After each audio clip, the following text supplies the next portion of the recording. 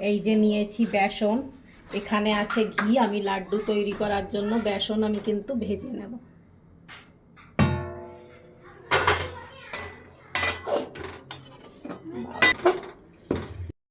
একটু এইভাবেই আমি ভেজে নেব, তারপর দিয়ে নেব ঘি। এটা মানে বেশি ভাজা হবে, নাহলে ঘি আগে থেকে দিয়ে দিলে ভাজাটা একটু কম হবে। আর যতটা ভাজা হবে ততটা কিন্তু এর থেকে একটা দারুণ সেন্ট বেরোবে মানে ঘেরান যাকে বলে। আর ঘেরানেই কিন্তু লাড্ডুটা ভালো লাগবে। অ্যাড করে নেব ঘি। এর থেকে কিন্তু সেন্টটা বের হওয়া শুরু হয়েছে। আর আমি এবার ঘি দিয়ে নেব। ঘি তোমাদের হিসাব মতো দেবে, আমি আমার হিসাব মতো দিয়ে নিচ্ছি। একটু বেশি দিলেই ভালো হয় লাড্ডু।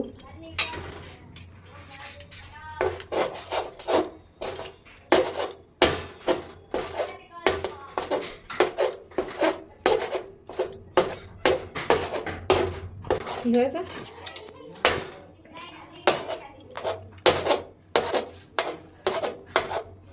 বাবা, ঝাঁঝরিটা এত ভার, মানে আমার হাতের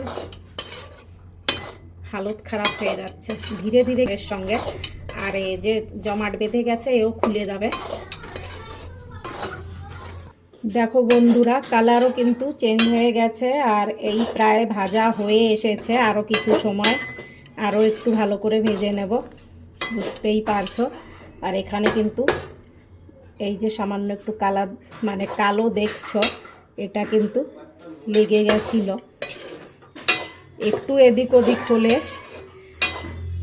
লেগে যাবে, এই জন্য মানে এইভাবে নাড়াতেই থাকতে হবে। হাতের মানে একদম মাসাজ হয়ে যাবে। দেখো বন্ধুরা, বেসন তো আমি ভেজে নিয়েছি এদিকে, এই যে। আর এবার এই যে আটা ভাজা শুরু করেছি। কিছু সময় ভেজে নেওয়ার পর আমি ঘি দেব। তখন তো দেখালাম আমি তোমাদের, ওইভাবেই আটাকেও ভেজে নেব। অনেকটা সময় লাগে কিন্তু ভাজতে, ধৈর্য ধরে ভাজতে হবে, নাইলে কিন্তু লাড্ডু একদমই ভালো লাগবে না। প্রায় ভাজা হয়ে গেছে, এবার ঘি দেব। দিয়ে আবার কিছু সময় আরও ভেজে নেব।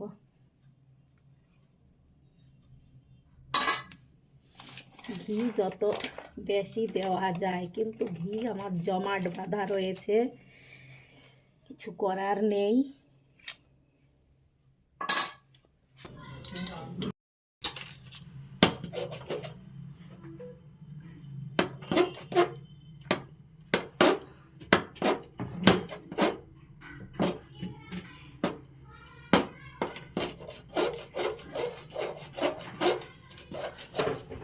দেখো বন্ধুরা, ঘি দেওয়ার পর এই যে আটা, এটা ঘি তোমরা মানে যে হিসাবে দেবে লাড্ডু সেই হিসাবেই ভালো লাগবে। ঘিটা বেশি দিলেই সব থেকে ভালো হয়। আর দেখতেই পারছো কতটা ঘি হয়েছে। প্রায় হয়ে এসেছে। এবার আমি এর ভেতর বেসন দিয়ে আরও কিছু সময় নাড়িয়ে নেব, তাহলে আরও একটু ভালো ভাজা হবে বেসনটা। যত এখনও মানে আরও এক কড়াই আমি ভেজে নেব আটা। তারপর আমি এবার কিন্তু সব একসঙ্গে মিক্স করেই তৈরি করব, আলাদা কিছু তৈরি করব না। প্রত্যেকবার তৈরি করি, এবার আমি একরকমই সব মিক্স করে তৈরি করব, মিক্স লাড্ডু। এবার দেখো বন্ধুরা, আটা আর বেসন কিন্তু আমি একসঙ্গে ভেজে নেব।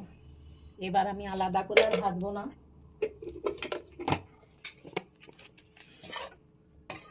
আগে আমি শুকনো এইভাবেই করে নেব। গ্যাসটা চালু করে নেব। বন্ধুরা, এদিকে আমি কিন্তু পোস্ত ভেজে নিচ্ছি লাড্ডুতে দেওয়ার জন্য ঘি দিয়ে। এখানে দেখো কালো জিরে মানে ব্ল্যাক পেপার আর সঙ্গে মেথি, এইটা আমি রোস্ট করে রেখেছিলাম, এখন পাউডার করে নেব লাড্ডুতে দেওয়ার জন্য। তিল যেটা আমি রোস্ট করে রেখেছিলাম আধা কিলো, তার থেকে কিছুটা আমি পাউডার করে নেব। আর মানে পাউডার একটু ভেঙে নেব, আর কিছুটা আমি এমনি মিশিয়ে দেব। এর দিন কিন্তু এসব রোস্ট করে রেখেছিলাম তিল, ড্রাই ফ্রুটস, এগুলো আমি কিছুটা পাউডার করব মানে দরদরা, আর কিছুটা ওইভাবেই দেব, যেটা লাড্ডুটায় মানে একদম টেস্টি টেস্টি হবে। আছে গুড়, যেটা আমি ভেজে পাউডার মানে হাত কোনো একটা ভারী জিনিস দিয়ে এইভাবে ঘষে নিয়েছিলাম, গ্লাস দিয়ে, বাটি দিয়ে, তোমরা কিছু দিয়েই ঘষে নিতে পারো এইভাবে। এটাও মিক্স করে নেব। এখানে দেখো আছে তিল, যেটা আমি একটু হালকা মতো পাউডার করে নিয়েছি, দেখতেই পারছো পুরোটাই আধা কিলো। এখানে আছে মেথি আর ব্ল্যাক পেপার, দুটো মিলে পাউডার করে নিয়েছি, যেটা এর সঙ্গে মিক্স করে নেব ভালো করে। শীতে খুবই উপকারী হবে এই লাড্ডু, মানে যাদের ডায়াবেটিস আছে তারাও খেতে পারে। এখানে আছে দেখো পোস্ত, যেটা আমি ঘিতে রোস্ট করে নিয়েছি। এগুলো সব আমি কিন্তু একসঙ্গে মিক্স করব। আমি এবার বিভিন্ন রকমের না বানিয়ে একসঙ্গে সব উপকরণ দিয়ে একরকম করে লাড্ডু তৈরি করব এবার।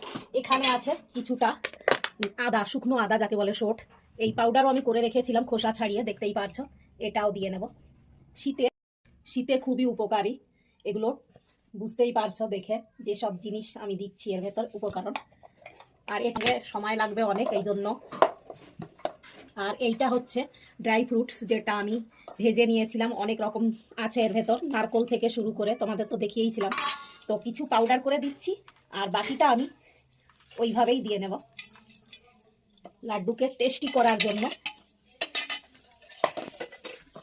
এবার আমি মিক্স করে নেব আগে সব থেকে লাগাতে। দেখো এই যে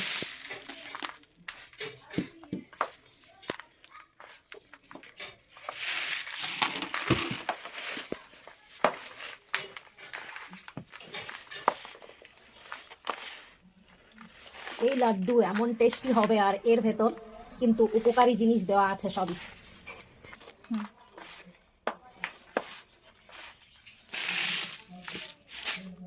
দেখো ভরে ভরে এখানে ড্রাই ফ্রুটস দেওয়া আছে, যেটা ঠান্ডায় কিন্তু আমার কথাও এড়িয়ে যাচ্ছে, মনে কিছু করো না। এখানে আমি কিন্তু সোয়েটার খুলেই রেখে নিয়েছি, কেননা ভালো করে মিক্স করে তারপর আমি গুড় জ্বালিয়ে নেব, তোমাদের দেখাবো। গুড় গলিয়ে নেব, আর গুড়টা গলানোর পর আমি চেখে নেব। খুবই ময়লা মাটি থাকে গুড়ে, যেটা দেখলে হয়তো খেতেও ইচ্ছে করবে না অপরিষ্কার থাকে অনেক সময়, অনেক কিছু থাকে, চেখে নেওয়াই ভালো। আর আমি চেখেই নেই সব সময়। নিয়েছি গুড়, আর এই গুড়ের ভেতর দিয়ে নেব সামান্য একটু জল।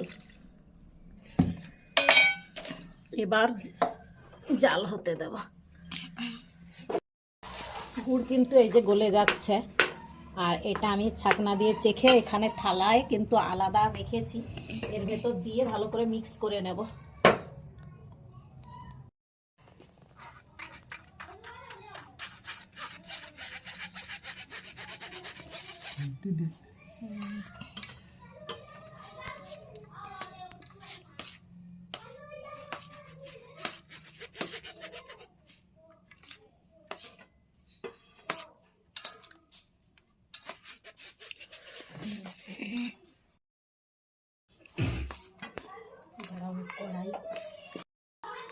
এই যে ভালো করে মিক্স করে নিয়েছি, এবার জলদি জলদি হাত ভিজিয়ে তৈরি করে নেব।